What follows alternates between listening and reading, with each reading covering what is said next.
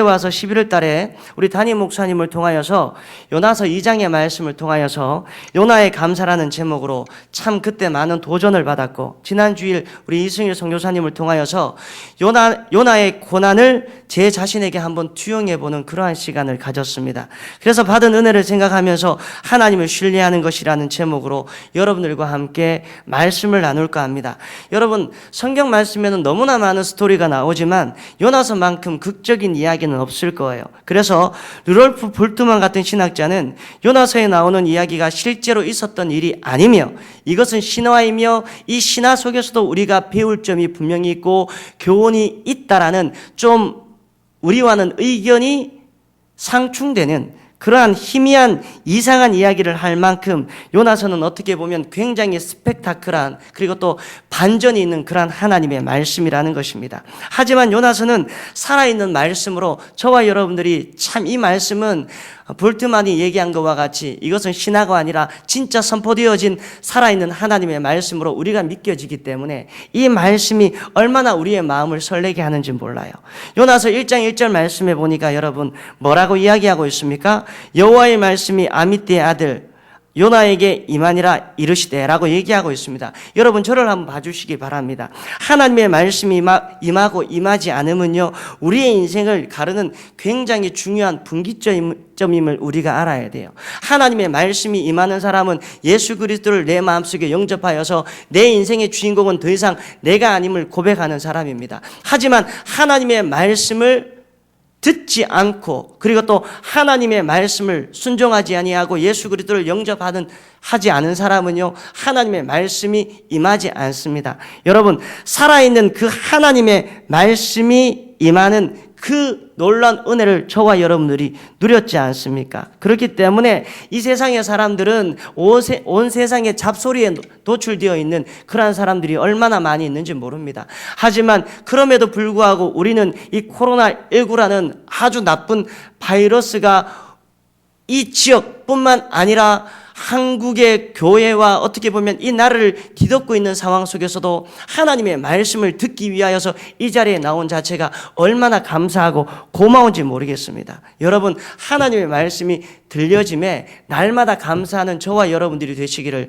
주님의 이름으로 소망합니다. 여러분, 말씀이 임하는 것이 얼마나 중요하느냐 하면 사도행전 9장 말씀에 보면 사도 바울이 다메섹 도상에서 말씀이 임하니까 눈에 비늘이 벗겨지면서 인생이 180도 변화되어지는 그러한 은혜의 역사를 누리지 않습니까? 여러분, 많은 목회자분들이나 덕망 높으신 중직자를 바라보면 처음이나 끝이나 추하지 아니하는 모습으로 한결같이 걸어가시는 그분들을 바라보면서 우리가 얼마나 존경을 가지고 그분들을 추앙의 대상으로 바라봅니까? 왜 그렇습니까? 그분들은 죽는 그날까지 말씀이 임하는 인생, 더 정확하게 말씀드려서 말씀에 의하여서 길들여지는 인생, 그 말씀의 영향력을 받는 그러한 인생을 살았다라는 공통점을 우리가 발견을 하게 된다라는 것입니다. 그러니까 은혜를 받기 위하여서는 내가 스스로 말씀을 읽고 스스로 말씀을 묵상하고 예배의 자리에 나와서 그 자리를 지키고 늘 말씀을 가까이 하려는 말씀에 대한 열망이 우리들에게 날마다 필요하다라는 거예요. 그런 의미에서 여러분, 악한 영들이, 사단이 말씀이 선포되어지는 하나님의 성전 건축을 방해하고 하나님의 앞에 올려드리는 찬양과 기도를 얼마나 듣기 싫어하겠습니까? 따라서 하나님의 교회를, 우리가 성전을 건축하고 있는 가운데 있지만 그 성전 건축 속에서 고통이 있고 어려움이 있고 고난이 있는 것은 여러분 어떻게 보면 당연한 일임을 우리가 감수할 수 있어야 된다는 겁니다. 그 어려움을 우리가 감수하고 하나님께서는 합력하여 선을 이루시기 때문에 이 고난과 어려움을 통하여서 우리들에게 좋은 것을 주실 거야. 우리들을 얼마나 거룩하게 아름답게 존귀하게 우리를 쓰시려고 이렇게 우리들에게 고난을 주실까라는 그러한 생각을 우리가 놓지 말아야 된다는 것입니다. 여러분, 지금도 코로나 바이러스 때문에 얼마나 많은 사람들이 예배의 자리에 나오지 못하고 전전긍긍하면서 집에서 여러분 유튜브를 켜고 예배할 수밖에 없는 그러한 상황이 우리들에게 도래되었지 않습니까? 그것들만 바라보면 정말로 안타깝고 답답할 지경이에요. 그런 상황 속에서도 여러분 이 자리에 나와서 하나님의 말씀을 드리려고 하시는 여러분들의 정체는 도대체 무엇입니까? 여러분들에게 묻고 싶어요. 혹시 신천, 동에서 오셨습니까? 저는 잠실에 있는 신촌동에서 잠시 살았습니다. 대구에 있는 동구에 보면 신천동이라고 있어요. 거기에서도 좀 살았어요. 여러분, 시국이 시국인 만큼 말씀 듣고 예배하러 오시는 분들도 높여드리지 못하는 그러한 상황에 놓여 있는 것이 지금 작금의 현실이에요. 새로운 분들이 오면 저분 누구지? 좀 의심스러운데, 그러한 의심의 눈초리를 여러분 바라볼 수 없는 그러한 형편이 우리의 형편이 아닙니까? 여러분, 그만큼 악령에 의하여서 말씀을 듣는 것이 방해받고 말씀이 차고 넘치는 그러한 시대에 우리가 살고 있지만, 역설적이게도 말씀이 희귀한 시대에 살고 있는 저와 여러분들의 모습이 아닙니까? 여러분, 그렇다면 요나 1장 2절 말씀을 보십시오. 너는 이르라, 저 큰 성읍 니느웨로 와서 그것을 향하여 외치라. 그 악독이 내 앞에 상대할 되었음이니라 하시니라. 여러분들이 너무나 잘 아시겠지만 니느웨는요, 그 당시 초강대국이었던 아수르 제국의 수도였습니다. 하나님은 놀랍게도 제국의 수도를 요나 한 사람을 통하여서 회복시키고자 하시는 하나님의 계획, 하나님의 의도가 담겨져 있었다라는 거예요. 하나님께서는 참 이상한 방법으로 이 니느웨를 전복시키시려는 하나님의 꿈이 있으셨다라는 겁니다. 하나님께서는 어마어마한 군대나 위대한 군대 작전이나 막강한 무기를 통하여서 니느웨를 변화시킨 것이 아니라 독특한 방법을 사용하시는데 바로 요나 한 사람을 통하여서 이 니느웨를 변화시키려고 하신다라는 거예요. 여러분, 우리가 이 세상을 살아나갈 때 진짜 살맛나는 인생을 살기 위하여서는 우리가 무엇이 필요합니까? 하나님의 청년들에게는 꿈이 필요하고 하나님의 청년들에게는 비전이 있어야 됩니다. 그리고 또 이 하나님의 몸된 교회를 지키는 기성세대들은요, 교회를 위하여서 기도해야 된다는 책임감이 우리 마음속에 깊이 박혀져 있어야 된다는 거예요. 근데 참 신기하게도 아무리 연세가 들어도 기도하시는 분들은 절대로 무기력하지 않음을 발견하게 됩니다. 그런 분들을 보면 진짜 어떤 일이 일어나도, 천재지변이 일어나도 지금은 어쩔 수 없이 불가항력적인 상황이라서 하나님 앞에 나와서 예배 드리지 못하는 상황이지만 그 예배의 자리를 지켜가며 하나님 앞에 본인들만을 위하여서 기도하지 않습니다. 하나님의 몸된 교회와 담임 목사님과 교육자들과 죽어가는 영혼들과 민족들을 위하여서 기도하시는 그러한 모습들을 보면서 저 같은 사람들보다 진짜 저런 권사님들이, 진짜 저런 이 집사님들이 천배 만배 낫구나라는 그러한 생각을 지울 수가 없는 거예요. 그런 면에서 여러분, 2절 말씀을 우리가 읽었지만 2절 말씀을 보면 일어나 가서 외쳐라 라는 그러한 표현이 나와요. 일어나서 부르짖어라, 이 말이죠. 근데 참 신기한 것이 무엇이냐면 여러분, 6절 말씀에 보면 정확하게 같은 언어로 표현된 말이 나옵니다. 자, 여러분 6절 말씀을 함께 읽겠습니다. 시작. 어찌함이냐, 일어나서 내 하나님께 구하라. 혹시 하나님이 우리를 생각하사 망하지 아니하게 하시리라 하니라.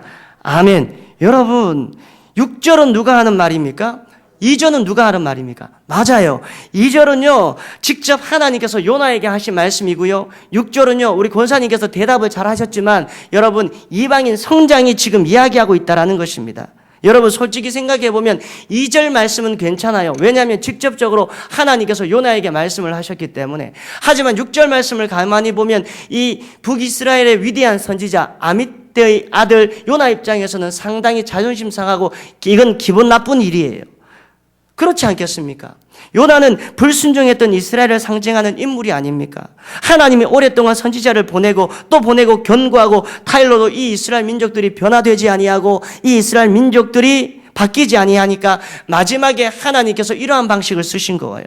신약에 보면 예수님께서도 죄악에 빠진 시대의 사람들에게 내가 무엇밖에 보일 것이 없다라고 얘기하십니까? 요나의 표적밖에 보일 것이 없다라고 이야기를 하시는 거예요. 그것은 예수님 당신께서 죽으셔야 할 것을 말씀하신 것입니다. 요나의 뱃속에 예수님께서 며칠 동안 계십니까? 사흘 동안, 3일 동안 계시지 않습니까? 그러니까 요나는 불순종의 아이콘으로 밤낮 사흘을 물고기 뱃속에 있어야 되었지만 예수님께서는 불순종한 백성을 대신하여서 십자가를 지셔야 했다라는 거예요. 여러분, 요나가 하나님의 말씀에 순종하였다면 니느웨 성에 가야 되는 것입니다. 그런데 요나는 욥바 항구로 내려가서 마침 다시스로 가는 배를 타지 않습니까? 여러분, 다시스로 가는 배삭이 여러분 2배가 된다라고 얘기합니다. 이것은 그만큼 요나가 도망가고 싶은 욕구가 있었던 거예요. 하나님 말씀에 불순종해야 되겠다라는 강력한 의지가 있었다라는 것입니다. 그래서 다시스로 가다가 여러분 풍랑을 만난 것입니다. 여러분, 간혹 교회에서 존경함을 받고 인정을 받는 목사님이나 준직자들이 때로는 넘어지고 오판을 하는 이유가 무엇입니까? 소위 말하는 영적인 권태감, 영적인 무력함 내지는 무력증이 찾아오기 때문에 그런 것 아니겠습니까? 여러분 한번 생각을 해보십시오. 하나님의 말씀이 임하지도 않았는데 성령 하나님께서 나를 이끌어 가시고 말씀을 통하여서 나에게 역사해 주시지 아니하시는데 자기의 힘으로 가정과 세상을 세우려 하고 교회를 세상의 논리가 아니라 교회가 교회의 논리가 아니라 말씀의 논리가 아니라 세상의 논리로 만들어 가는데 영적인 권태감, 무력감이 찾아오는 것은 어떻게 보면 이건 당연한 거예요. 그리고 하나님의 말씀이 요나처럼 임해도 그것이 내 안에 엘리 제사장처럼 믿음으로 작동되거나 그것이 하나님의 말씀으로 들려지지 않는다면, 순종함으로 나타나지 않는다면 우리는 요나처럼 어떻게 보면 처참한 지경에 이를 수 있다라는 거예요. 여러분, 우리 가운데 저에게 묻습니다. 혹시 영적인 권태감이 있습니까? 무력증이 있습니까? 나도 모르게 나를 엄습해오는 인생의 권태감이나 무력증이 있다면 한 방에 날려버릴 수 있는 그 하나님의 말씀이 여러분들에게 있음을 믿으시는 저와 여러분들이 되기를 주님의 이름으로 소망합니다. 무엇보다도 그 하나님의 말씀에 잇대어서 살아나가는 저와 여러분들이 되어야 된다라는 거예요. 이렇게 요나에게 하나님의 꿈, 하나님의 비전, 하나님의 놀라운 사명을 하나님께서 주셨는데, 근데 요나는 하나님의 엄청난 축복을 한마디로 일축하고 있다는 사실을 말씀을 통하여서 보게 되는 것입니다. 여러분, 3절 말씀을 여러분들 함께 읽도록 하겠습니다. 3절 말씀을 우리 다 함께 읽도록 하겠습니다. 시작.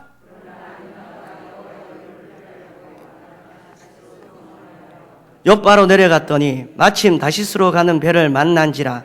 여호와의 얼굴을 피하여 그들과 함께 다시스로 가려고 백삿을 주고 배에 올랐더라. 아멘. 여러분, 오늘 이 말씀에서 굉장히 중요한 단어가 무엇이냐 하면 그러나라는 단어입니다. 여러분, 이 그러나라는 단어, 이 접속사 하나로 요나가 얼마나 지금 고생을 하고 있습니까? 저는 이 말씀을 묵상함으로 요나는 저가 하나님께서 불순종함으로 말미암아 요나가 고난을 당한 것은 당연하다라는 생각이 제 마음속에 들었습니다. 하지만 이 요나서를 가만히 읽어보면 이 요나서가 4장까지 있는데 제일 불쌍한 존재가 말씀에 나와요. 그 존재가 누굽니까? 나는 큰 물고기라는 생각이 제 마음속에 듭니다. 물고기, 개는 무슨 죄가 있습니까, 여러분? 먹을 것이 있어가지고 그냥 한꺼번에 꿀꺽 삼켰는데 이 소화도 되지 아니하고 3일 동안 이 변비가 걸려가지고 얼마나 고생을 했겠습니까? 어떻게 보면 이 요나서에 나오는 이 물고기가 가장 큰 피해자라는 생각이 제 마음속에 드는 거예요. 여기서 깨달을 수 있는 굉장히 중요한 포인트가 있다라는 것입니다. 그것은 바로 예수 믿는 우리가 하나님의 말씀에 불순종하고 주의 뜻이 아니라 나의 생각과 나의 의도대로 그 길을 걸어간다면 온천하 만물이 몸살을 앓을 수도 있다라는 것입니다. 정말 이 땅에 신자들의 영적인 상태가 침체가 일어나고 교회가 날마다 불꽃까지 타올라 주님의 사명을 감당해야 되고 주님의 복음을 우리가 전해야 되는데 교회가 세상으로부터 외면을 당하고 많은 크리스찬들이 때로는 손가락질을 당한다면 온천한 만물의 질서가 어그러질 수도 있고 망가질 수도 있다는 사실을 우리가 기억을 해야 된다는 거예요.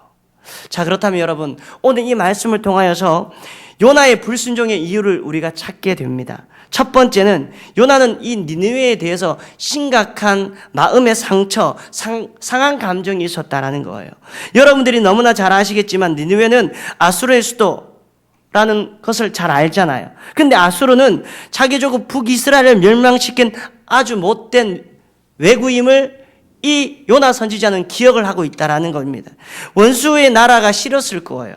3장 말씀에 보면 나오지만 고래에서 나와서 큰 물고기에서 나와서 니느웨에 가서 여러분 3일 동안을 하나님의 복음의 말씀을 전할 수 있는 그러한 크기의 도시입니다. 근데 3장 말씀에 보니까 딱 하루 동안만 하나님의 말씀을 전한 것을 우리가 보게 되는 거예요. 그러니까 요나는요, 니느웨가 싫었던 것입니다. 이 사람들이 주님께로 돌아오는 것을 굉장히 부담스러워했습니다. 안 될 거야. 대충 한 겁니다. 쉽게 말하면 수박 겉핥기식으로 하나님의 말씀을 전한 거예요. 여러분, 한번 생각을 해보십시오. 우리의 개인의 상한 마음이 치유가 되지 않으면 느느웨를 망치게 하는 것이 아니라 내 영혼이 망가진다라는 것을 알아야 돼요. 우리가 용서할 사람이 있다면 그 사람을 위해서가 아니라 나의 영적인 보존을 위하여서, 나의 영성을 위하여서 그 사람을 놓아주는 것이 오히려 좋다라는 생각이 제 마음속에 드는 거예요. 오늘 새벽기도 말씀에도 담임 목사님께서 정말 우리가 용서해야 되는데 끝까지 용서해야 된다라는 그러한 말씀을 들었습니다. 그러니까 저도 똑같이 생각을 해요. 용서하려고 하면 이를 꽉 물고 용서해야 된다라는 것입니다. 용서하는 척하지 말고 진짜 용서해야 된다라는 거예요. 근데 여러분, 우리가 용서를 한다고 해서, 저는 제 자신을 가만히 보면 내가 저 사람을 진짜 용서할 수 있을까? 제 힘으로는 용서가 안 되는 거예요. 여러분들은 어떻습니까? 정말 용서가 안 되는 겁니다. 성령 하나님께서 내 인생에 개입해 주시고, 예수님께서 내 마음을 만져주시고, 용서는 여러분 내 힘으로 하는 것이 아니라 성령께서 내 마음속에 역사하시고 예수님의 능력으로 하나님의 마음을 가질 때 내가 그 사람을 용서할 수 있는 마음이 나에게 생긴다라는 사실을 믿으시는 저와 여러분들이 되기를 주님의 이름으로 소망합니다. 여러분, 하나님 아버지, 나는 저 사람을 용서할 수 있는 마음이, 그리고 또 용서할 수 있는 힘이, 능력이 안 됩니다. 그러니까 하나님께서 나에게 자정하여 주셔서 내가 정말로 저 사람을 용서할 수 있는 넉넉한 마음을 하나님께서 나에게 허락해 주세요라는 그런 모습을 우리가 가져야 된다라는 것입니다. 여러분, 인간은 어떻습니까? 나를 좋아하는 95%의 사람과 나를 미워하는 5%의 사람으로 흔히 구성되어 있다라고 얘기합니다. 하지만 많은 사람들이 나를 좋아해주고 나에 대해서 호의적이지만 우리가 꼭 집중되어 있는 그 사람들은 누구입니까? 95%의 사람이 아니라 나를 시워하고 나를 미워하는 것 같은 그러한 5%에 집중되어서 우리의 인생이 힘들어지고 어려워질 수밖에 없는 죄성이 우리들에게 있다는 거예요. 그러니까 우리는 95%를 생각하지 아니하고 항상 5%에게만 집중되어 있으니까 우리의 인생이 행복하지 않다라는 것입니다. 요나는요, 본인이 생각하기를 그 강박한 니느웨 사람이 몇 마디 말로 회개할 것 정말로 그렇지 않을 거야 라는 그러한 인식이 분명히 그의 마음속에 있었다라는 거예요. 근데 우리가 신앙생활을 하다 보면요, 우리 또한 믿음 생활을 하다 보면 우리의 믿음은 상식에 머물러 있을 때가 얼마나 많이 있는지 몰라요.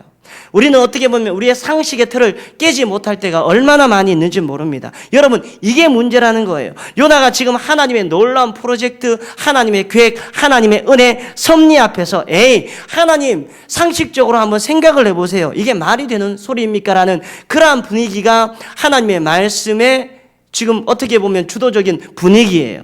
내가 제일 싫어하는 저 악독한 니느웨 성에 내가 가서 복음을 전하는 것도 정말로 싫은데 그것도 나 혼자 가서 이 복음을 전하라고 하는 것이 그게 얼토당토한 말입니까? 나는 그거 하나님 말 온전히 믿지 않습니다. 이건 일반적으로 생각했을 때, 상식적으로 생각했을 때 이건 어떻게 보면 아니에요. 이런 마음을 요나는 가졌다라는 것입니다. 여러분, 가만히 성도들을 들여다보면 우리의 신앙생활이 딱딱한 자기 껍질에 들어가 설교 시간에 자기에게 좋은 말은 은혜로 받는 것이고 조금만 그 설교가 때로는 내기에 거슬리고 지적질로 느껴지면 이 기분이 나빠지는 것이 어떻게 보면 보편적인 성도예요. 우리 교회는 절대로 그런 분들이 없겠지만 하나님의 말씀을 들을 때 여러분, 다른 교회는 하나님의 말씀을 들을 때 취사 선택을 해서 하나님의 말씀을 들어요.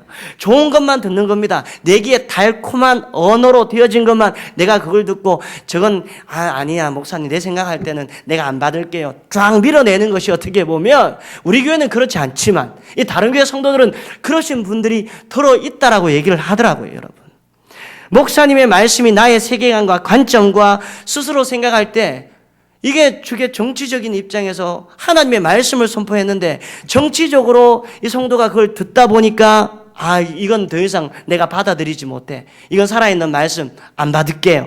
하지만 목사님의 말씀이 내가 여지껏 살았던 인생관과 그리고 또 흡사하거나 아니면 그 말씀이 내 마음속에 딱 와닿으면, 목사님의 생각이 내 생각하고 비슷하면 그 생각만 내가 받아들이는 것, 여러분 이건 하나님의 말씀을 받는 자의 자세가 아님을 우리가 분명히 알아야 된다는 것입니다. 여러분, 하나님의 은혜를 받기 위해서는 내 생각을 내려놓고 내 이념을 내려놓아야 된다는 겁니다. 저를 통틀어서 목사님들이, 그리고 또 우리 오늘 나오신 우리 교구장님들, 구역장님들이 하시는 일이 무엇입니까? 살아있는 하나님의 말씀을 잘 분석하여서 해석하고 적용하여서 여러분들이 그 말씀을 가슴에 녹여 순종의 자리로 나아갈 수 있도록 때로는 선을 그어주고, 때로는 권면하고, 때로는 교훈하고, 때로는 칭찬하고, 때로는 의로 교육하는 것이 목회자, 교사, 교구장님들, 그리고 또 구역장님들이 해야 될 본문임을 믿으시는 저와 여러분들이 되기를 주님의 이름으로 소망합니다.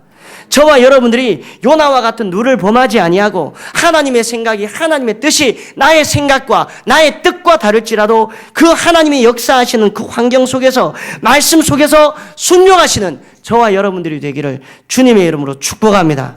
여러분, 당대의 대표 선지자라는 타이틀, 이 요나가요, 당대의 대표적인 선지자였잖아요. 하지만 이 대표적인 선지자라는 타이틀이 하나님 말씀 앞에 순종의 자리로 나아가게 했습니까? 못했습니까?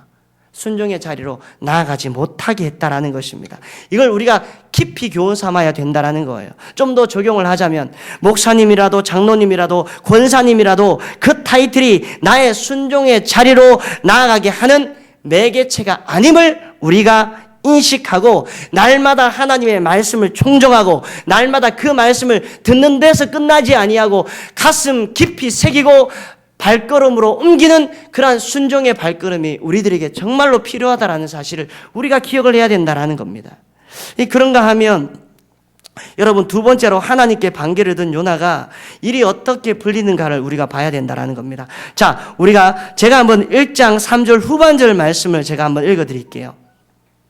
1장 3절 후반절 말씀입니다. 마침 다시스로 가는 배를 만난지라 여호와의 얼굴을 피하여 그들과 함께 다스시로 가려고 백삿을 주고 배에 올랐더라. 여러분, 그 당시에 이 배는 정기적으로 운행하는 유람선이 아니고 비정기적으로 운행하는 무역선으로 때에 따라선 며칠에 한 번씩 오는 배인데, 참 신기한 것이 하나님의 말씀에 불순종한 요나가 다시스로 도망하여 욥바로 내려가실 때 마침 배가 온 거예요. 우리 담임 목사님이 그때 말씀을 전하실 때 제가 참 은혜가 되어가지고 이 말씀을 묵상했는데, 요나는요 안 그래도 그냥 도망가려고 하는데 배까지 딱 갖다 주니까 요나는 이것이 바로 하나님의 뜻, 하나님의 은혜라는 생각이 딱 들은 거예요. 하나님의 은총이구나. 하나님은 나를 사랑하시는구나. 이런 생각이 마음속에 든 것입니다. 여기서 우리가 기억해야 할, 인식해야 할 잘못된 신화가 무엇이냐 하면, 일이 잘 풀리고 내 생각대로 이것이 잘 흘러가면 그것이 하나님의 은혜로 아는 착각을 우리가 종종 우리가 믿음 생활을 하는데 하고 있다라는 거예요. 이건 참 무서운 이야기입니다. 주일을 대충 지키고 주일날 나가서 가게를 열었더니 가게가 점점 잘 되어지더라. 인간적인 방법 다 동원해서 동기, 과정, 결과 다 무시하고 결과만을 위하여서 애쓰고 힘쓰니까 참 사업만 잘 되더라. 내가 온갖 나쁜 짓 하고 살아도 내가 건강만 하더라. 여러분, 이게 무엇입니까? 바로 마침 배를 만난 요나와 같은 거예요. 미련한 우리의 눈으로 보면 대박이 나고 이건 어떻게 보면 잔치고 페스티벌입니다. 하지만 4절에는 여러분, 광풍을 만나서 죽을 고생을 하고 있는 거예요. 마침 배가 왔지만 시간이 조금만 지나면 여러분 4절에 보니까 마침 광풍을 만났다는 겁니다.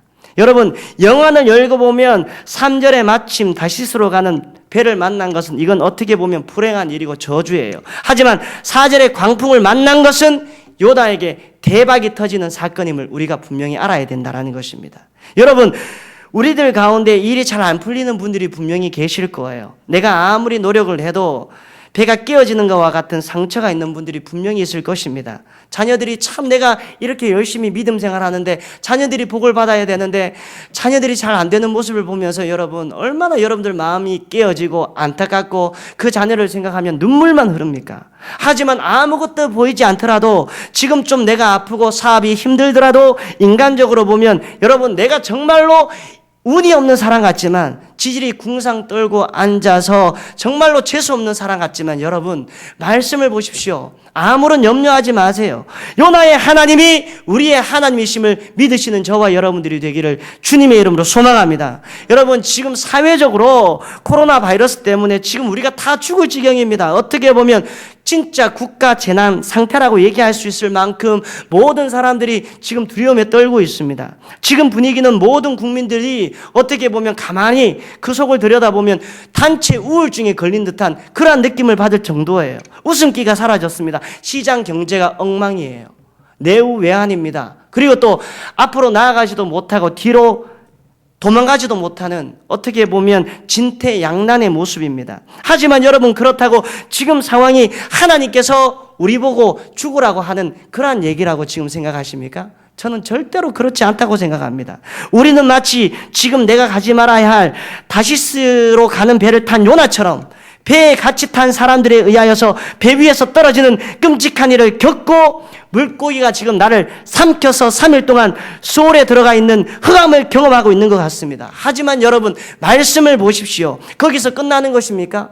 하나님의 말씀은 살아있고 원동력이 있기 때문에 여러분, 1장과 2장 말씀 속에서 그 말씀이 딱 끝나버리면 하나님은 살아계신 하나님이 아니에요. 하지만 요나서는 3장과 4장으로 연결되어지는 그러한 은혜의 역사가 있지 않습니까?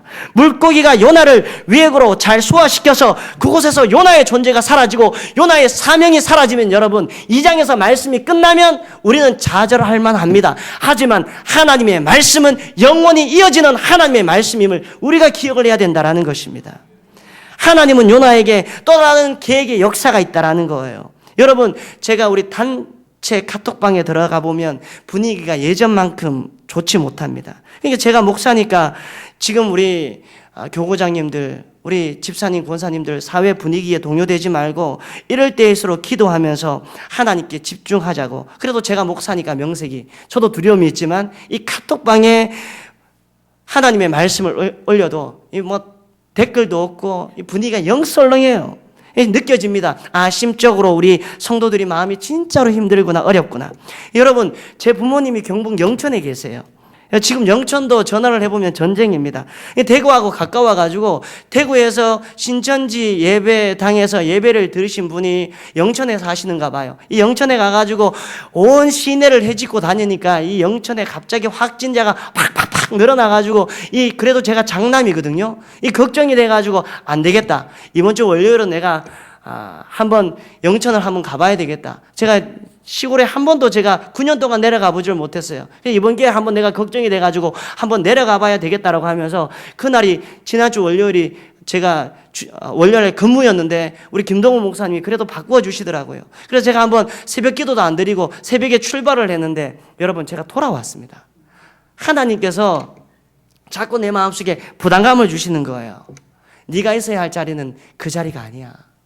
네가 가야 할 곳은 그곳이 아니야. 솔직히 말씀드리면 여러분, 이 하나님의 말씀도 무서웠지만 이 교육자들이 더 무서운 거예요. 제가 만약에 영천에 갔다 왔다고 생각을 해보십시오. 대구 쪽에 한번 슬쩍 다녀왔다고 생각을 해보십시오. 우리 교육자들이 가만히 저를 놔두겠습니까? 좌지훈, 우동욱, 이 덩치가 얼마나 큽니까? 대장, 박주성, 이래가지고 저를, 여러분, 자가 격리 강제 조치를 할 거예요, 여러분. 제가 한두 살 많아서 그렇지 세상에서 여러분 우리 목사님들을 만났으면 저는 한 주먹거리도 안 돼요, 여러분. 먼지로 그냥 사라지는 겁니다. 가만히 생각해 보니까 내가 갔다 오면 이분들에 의하여서 엄청난 고난과 시련과 핍박이 있겠구나, 그런 생각이 제 마음속에 드니까 가는 것이 조금 어렵겠구나라는 생각이 제 마음속에 드는 겁니다. 여러분, 우리 모두 다가 어떻습니까? 하나님의 두려움이 휩싸여져 있고 겁에 질려 암흑, 스롤과 같은 보이지 아니하는 물고기 배 속에 있는 그러한 상황이에요. 근데 여러분, 하나님의 반전이 찾아옵니다. 2장 10절 말씀을 우리 다 함께 보도록 하겠습니다. 2장 10절 말씀 우리 다 함께 읽도록 하겠습니다. 시작. 여호와께서 그 물고기에게 말씀하시네, 요나를 육지에 토하니라. 아멘. 여러분, 근데 요나의 이야기를 보면 일관적인 패턴이 하나가 나옵니다. 계속 내려가고 또 내려가요. 여러분, 나중에는 바다 밑까지 내려가는 것을 보게 됩니다. 처음에는 요바로 내려갑니다. 그 다음에는 배 밑으로 내려갑니다. 제일 마지막에는 어디까지 내려갑니까? 물고기 배속까지 바다 밑바닥까지 내려가는 것을 우리가 보게 됩니다. 여러분, 이건 굉장히 중요한 패턴이에요. 계속 내려가는 것이 무엇을 이야기하고 있습니까? 바닥을 치면서 하나님께서 부르짖도록 하나님을 향하여서 기도하도록 하나님께서 그 자리에 앉히시는 장면입니다. 여러분, 항상 하는 이야기지만 고난은 하나님의 확성기입니다. 우리가 좀 못된 게 어려움이 닥칠 때, 고난이 있을 때, 그때 비로소 정신을 차리고 기도할 때가 얼마나 많이 있습니까? 우리가 고난 속에 살면서, 근데 참 가만히 생각해 보면 기도할 그때가 참 좋았어요. 나에게 고난이 있고 힘듦이 있을 때 하나님 앞에 무릎으로 나와서 하나님의 영광을 바라볼 때, 그때가 너무나 아름답고 저에게는 존귀한 시간이었습니다. 그때가 은총의 시간이었다라는 것입니다. 그때가 기도할 수밖에 없었던, 그때가 진짜 우리들에게 행복한 시간이 아니었고 무엇이겠습니까? 여러분, 그런데 뱃속에서 기도하는 요나의 기도의 내용을 가만히 보면 이 요나는 진짜 요나입니다. 여러분, 2장 4절에서 9절 말씀을 한번 띄워주시기 바랍니다. 2장 4절에서 9절 말씀, 준비가 안 됐다면 4절 말씀 앞에 보십시오. 여러분, 한번 우리가 한 목소리로 읽도록 하겠습니다. 여러분, 말씀을 읽을 때 지금 형식에 매여서 이 요나가 나름대로 기도를 하고 있지만 그 속에 담겨져 있는 진실함이 있는지를 여러분들 한번 말씀을 읽으면서 한번 느껴보시기 바랍니다. 4절부터 한번 읽도록 하겠습니다. 내가 말하기를 내가 주의 목전에서 쫓겨났을지라도 다시 주의 성전을 바라보겠나이다 하였나이다. 물이 나를 영혼까지 둘러싸우며 기품이 나를 애워싸고 바다풀이 내 머리를 감쌌나이다. 내가 산의 뿌리까지 내려갔사오며 땅이 그 빗장으로 나를 오대로도록 막았사오나 나의 하나님 여호와여, 주께서 내 생명을 구덩이에서 건지셨나이다. 내 영혼이 내 속에서 피곤할 때 내가 여호와를 생각하였더니 내 기도가 주께 이르러 싸우며 주의 성전에 미쳤나이다. 거짓되고 헛된 것을 숭상하는 모든 자는 자기에게 베푸신 은혜를 버렸사오나 나는 감사하는 목소리로 주께 제사를 드리며 나의 소원을 주께 갚겠나이다. 구원은 여호와께 속하였나이다 하니라. 아멘. 여러분, 전심을 다해서 기도하는지 마음을 토로하면 하나님 앞에서 울부짖으면서 기도하는지 조금 헷갈리지 않습니까? 여러분, 제가 느끼기에는 기도의 형식은 번듯한데 죄송한 이야기지만 회개가 없어요. 마음을 내어놓고 하나님 앞에 통곡하지 않습니다. 자기가 잘못해서 불순종하여서 그로 인하여서 바다 밑바닥까지 내려간 사람의 기도인데 자기 성찰과 회개가 없다라는 것입니다. 기도의 형식은 우리가 6절에서 9절 말씀을 읽었지만 기도의 형식은 번지르르 합니다. 하지만 심정이 담겨져 있지 않다라는 것입니다. 근데 여러분, 우리가 읽었지만 10절에 은혜를 주십니다. 여호와께서 그 물고기에게 말씀하시네 요나를 육지에 토하여내니라. 그러니까 한 가지 확실한 것은 여러분, 요나가 바다 밑에서 육지로 끌려오림을 당한 것은요, 이건 요나의 기도 때문에 하나님께서 그를 살려주신 것이 아니었다라는 거예요. 요나의 기도의 내용이 좀 복잡한 시어로 나열되어 있어서 하나님 앞에 이 사람이 회개하는 것 같지만 절대로 회개가 빠져 있음을 알게 됩니다. 자신의 마음을 주님 앞에 중심을 내어놓고 기도하지 않았다라는 거예요. 더군다나 요나서 4장 1절과 2절 말씀에 보면 온갖 미사역으로 하나님에 대해서 수식을 하는데 이것도 하나님 앞에 온전히 순복하지 못한 모습을 우리들에게 보여주고 있다는 것입니다. 오히려 1절 말씀해 보니까, 4장 1절 말씀해 보니까 하나님 앞에 성질 부리는 이 요나의 모습이 나와요. 여러분, 저는 이 말씀을 보면서 이 모습이 우리의 모습이 아닌가라는 그러한 생각을 지울 수가 없습니다. 여러분, 우리가 하나님 앞에 기도하지만 우리의 뜻대로 기도합니다. 하나님의 나라와 의를 위하여서 기도하는 것이 아니라 나의 의와 나의 뜻이, 그리고 또 나의 기도의 제목이 관찰되어지기를 원하면서 하나님 앞에 기도할 때가 우리가 얼마나 많이 있는지 모릅니다. 좀 심하게 얘기하면 하나님의 계획과 하나님의 섭리와 하나님의 경영에는 우리는 관심이 없습니다. 우리의 생각과 뜻이 관철되면 우리는 그것이 기도의 응답이라고 생각을 해요. 여러분, 말씀을 한번 정리해 볼게요. 우리는 너무나 교만해서, 저 또한 그렇습니다. 하나님의 말씀을 듣고 순종해야 되는데 다시스로 도망을 가버리는 요나처럼 내 뜻대로 행할 때가 있다는 거예요.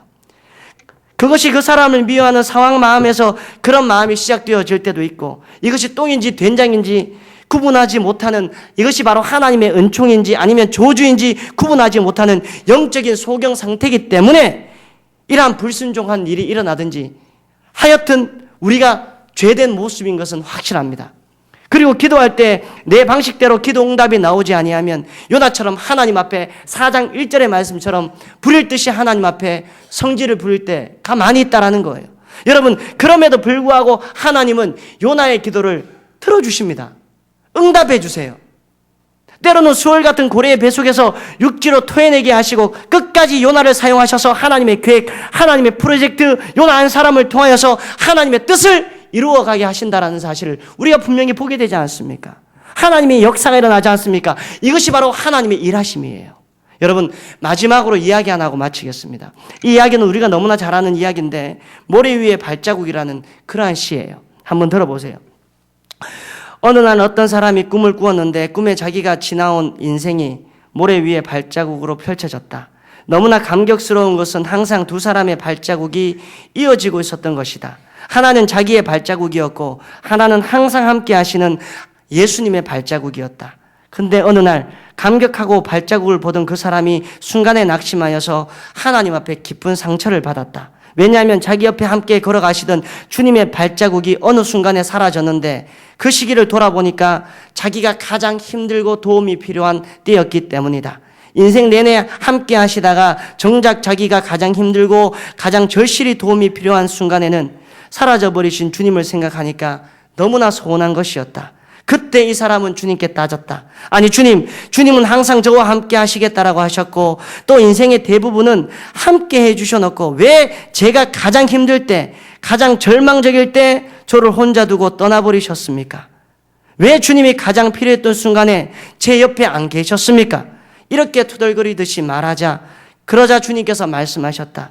사랑하는 아들아, 나는 결코 너를 떠난 적이 없단다.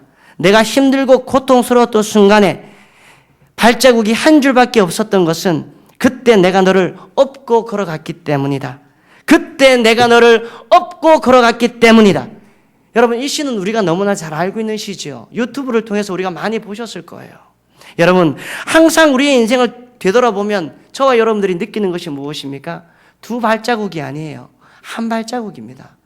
내가 하나님을 이렇게 신뢰하고 믿었는데 왜 많은 사람들이 나를 깔보고 무시하고 나에게 손가락질하고 나를 외면하는지 하나님 아버지 나는 이해가 되지 않아요.